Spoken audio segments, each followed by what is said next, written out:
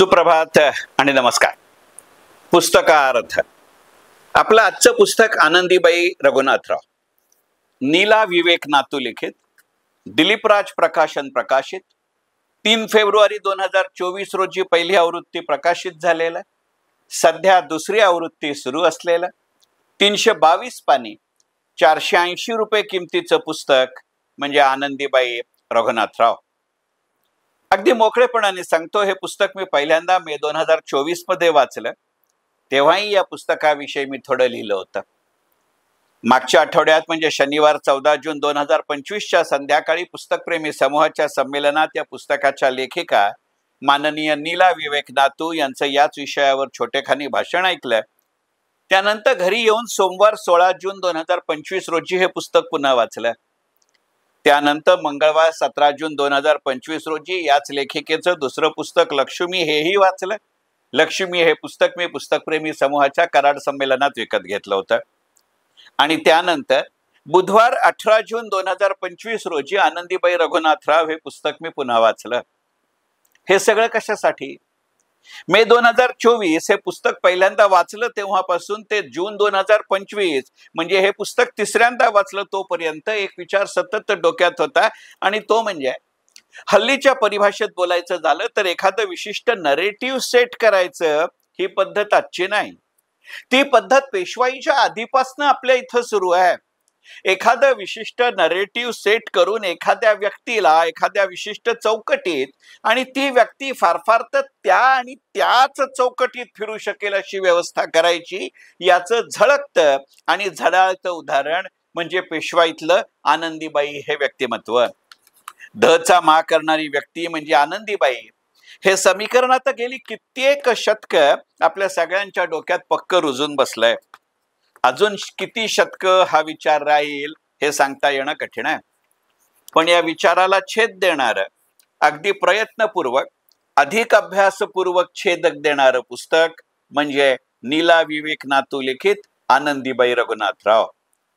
आनंदी नावाचा धसका मराठी मनानं इतका घेतलाय की काय वाटेल ते नाव आपल्या मुलामुलीला ठेवण्याचा अट्टाहास हा सध्याच्या जमान्याचा विशेष आहे.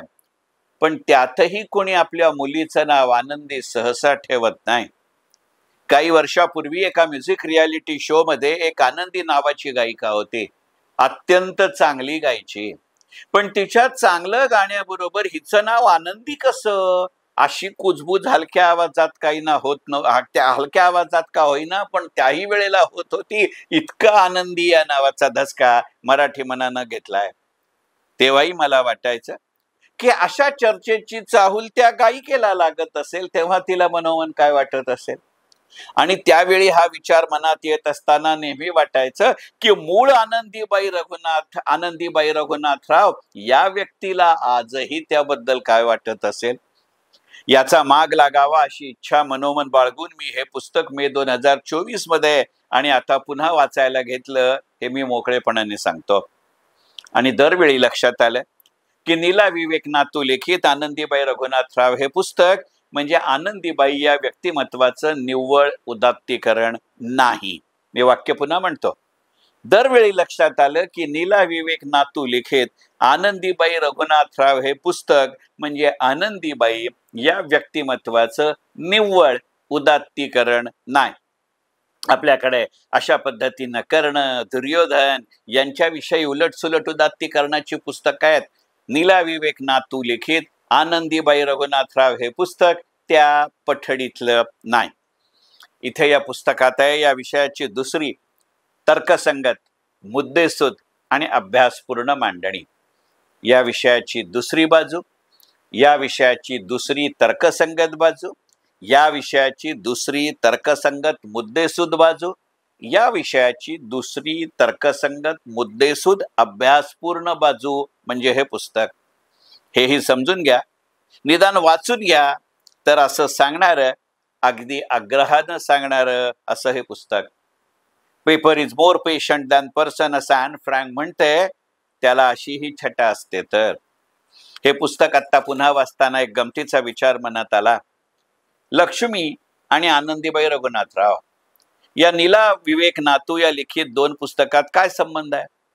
आता या दोन्ही पुस्तकांच्या लेखिका नीला विवेक नातू, या दोन्ही पुस्तकांचे प्रकाशक दिलीपराज प्रकाशन.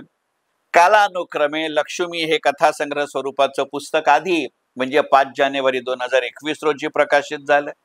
आनंदीबाई रघुनाथराव हे पुस्तक नंतर म्हणजे 3 फेब्रुवारी 2024 रोजी प्रकाशित झालं.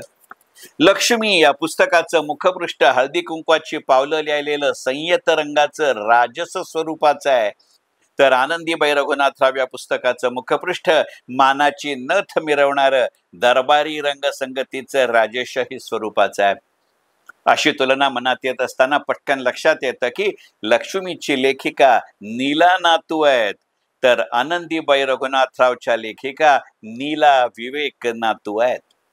सत्व, स्वत्व आणि सत्य असं कुळगोत्र सांगत येतं. तर गमतीचा भाग जाऊ दे.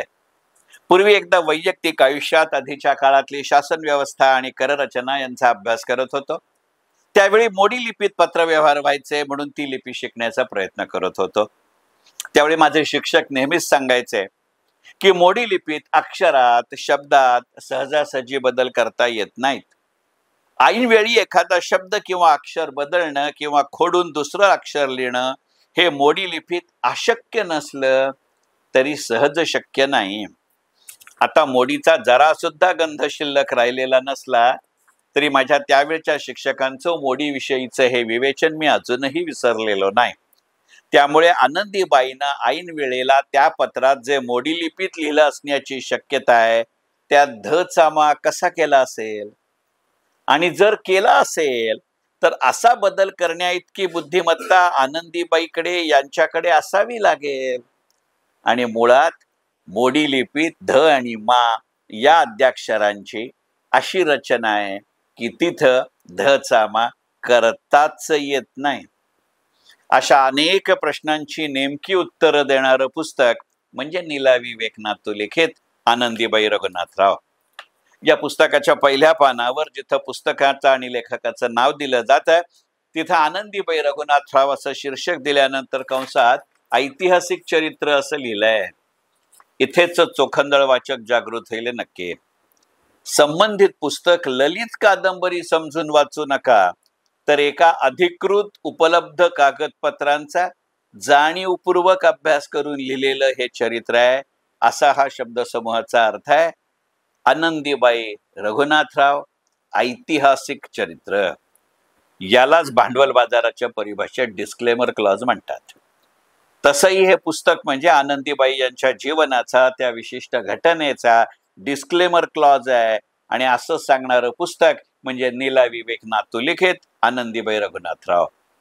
मूळ पुस्तकाला सुरुवात होण्याआधी इतिहासाची पानं उलगडताना या शीर्षकाअंतर्गत पुस्तकाच्या लेखिकेनं या पुस्तकाच्या निर्मितीचे संदर्भ सविस्तर उलगडलेत. ते प्रत्येक वाचकानं मुळातनच वाचण्याजोगे आहेत हे निश्चित. छत्रपती शिवाजी महाराजांच्या मृत्यूनंतर मराठी साम्राज्याचा झालेला विस्तार, सुरुवातीच्या पेशव्यांना लाभलेला अल्पायुष्य आयुष्य, कर्तृत्ववान पण मुजोर कारभारी, नात्यानं सासूबाई असल्या तरी काही पुतणे सुनांपेक्षा वयानं लहान असणाऱ्या आनंदीबाई रघुनाथराव, असे अनेक मुद्दे त्यातनं स्पष्ट होत जातात. हे पुस्तक समजण्यासाठी ही माहिती अत्यावश्यक आहे. या पुस्तकाची मला वाटणारी 3 महत्वाची वैशिष्ट्ये. आनंदीबाई रघुनाथराव हे व्यक्तिमत्व अत्यंत वेगळ्या तरीही तर्कसंगत आणि ठोस पुराव्यांवर आधारित असं या पुस्तकात सामोरं येतं. दुसरं वैशिष्ट्य, तत्कालीन इतिहास पुन्हा नव्यानं वाचावं असं हे पुस्तक वाचल्यावर नक्कीच वाटतं. आणि तिसरं वैशिष्ट्य, त्यावेळी उपयोगात असणारी भाषा अत्यंत चपखलरित्या या पुस्तकात येते आणि त्यातून अनेक उत्तम शब्द आपल्यासारख्या सर्वसामान्य वाचकांना ओळखीचे होतात. उदाहरणच देतो. मनअंगण असा एक शब्द आहे. मनअंगण, मनअंगणचा अर्थ चित्त किंवा अंतःकरण. असाच एक दुसरा शब्द म्हणजे आण प्राण, याचा अर्थ जीवतोड. असाच एक अजून शब्द शोकार्णवी म्हणजे दुःखी. आणि याहून भन्नाट शब्द म्हणजे थांबडा, याचा अर्थ पोकळ डोलारा. आजच्या वातावरणात हा थांबडा हा शब्द वापरायची आवश्यकता आहे. हे पुस्तक वाचत असताना वारंवार जाणवतं की काळ बदलला असला तरी काही बाबतीत साम्य आजही आहे. आजही महाराष्ट्राचा दिल्लीवर विश्वास नाही. आजही दिल्लीचा महाराष्ट्रावर विश्वास नाही. आजही महाराष्ट्राची दिल्लीत कायमस्वरूपी छावणी किंवा तळ नाही. आजही महाराष्ट्रातनं दिल्लीत गेलेल्या अनेकांचा जीव महाराष्ट्रातच अडकलेला असतो.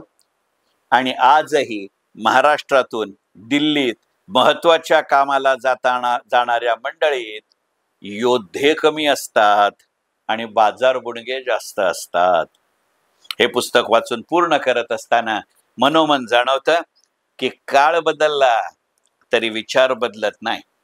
स्त्री, त्यातही बुद्धिमान स्त्री आणि त्यातही क्रियाशील बुद्धिमान स्त्री कोणत्याच काळात कोणत्याच शासन प्रशासन व्यवस्थेला चालत नाही. मग ती बारभाई असो की अजून काय. विजेता इतिहास लिहितो या वाक्याचा अर्थ असाही असतो. तर हे मांडणारं पुस्तक म्हणजे नीला विवेक नातू लिखित आनंदीबाई रघुनाथराव.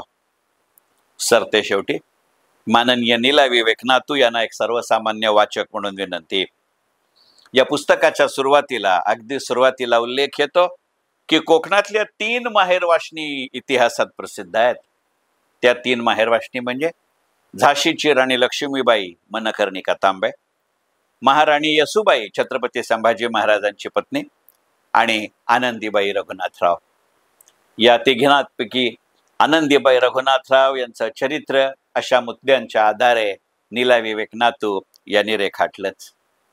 आता आम्हा वाचकांची माननीय नीला विवेक नातू यांच्याकडे अशी आग्रहाची मागणी राहील की त्यांनी राणी येसूबाई आणि झाशीची राणी लक्ष्मीबाई यांचीही याच तऱ्हेनं ऐतिहासिक चरित्र लिहिण्याचं करावं.